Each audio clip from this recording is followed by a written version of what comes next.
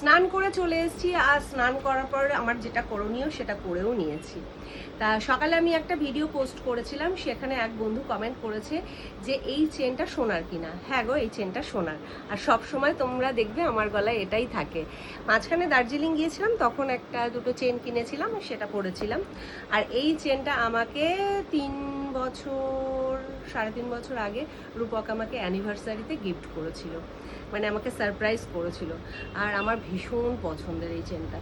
তা যাই হোক, আরেক বন্ধু কমেন্ট করেছে যে তুমি ফেসে কি মাখো, তোমার স্কিনটা এত গ্লো করে।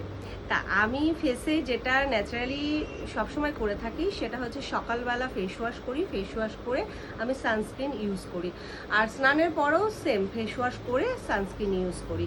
এবার কথা হচ্ছে যে কি সানস্ক্রিন আমি ইউজ করি। ঠিক আছে, প্রথমে তো ফেস ওয়াশ করি, তারপর অরিশের অরেঞ্জ ক্লিনজার টোনারটা স্প্রে করে নিই, তারপরে এই যে অরিশের এই ভিটামিন সি সিরামটা ইউজ করি, মানে খুব ভালো এই মানে সিরামটা। ঠিক আছে, এটা আবছা হয়ে গেছে, AHA এরকম একটা কিছু হবে। আমি এক্স্যাক্ট আমি এখানটা মুছে গেছে বলে আমি বলতে পারছি না, ঢাকনাটা থাকলে আমি বলতে পারতাম। তবে ভিটামিন সি সিরাম ভীষণ ভালো। আর তারপরে যেটা ইউজ করি অরিশের এই vitamin C and hyaluronic glow SPF 50 sunscreen, ভীষণ ভালো, ভীষণ।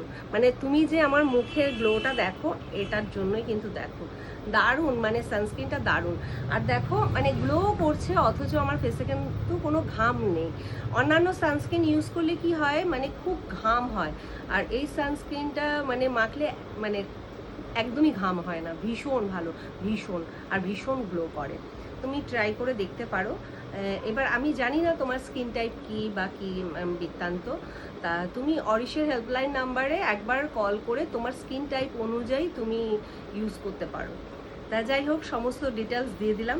তা চলো এবার খাওয়া দাওয়ার পর্ব, কারণ মানে বেলাও হয়ে গেছে, ছেলের খাবার মানে ছেলে খাওয়া দাওয়া করে নিয়েছে, আর আমি আর এখন রূপক খাবো। চলো টাটা।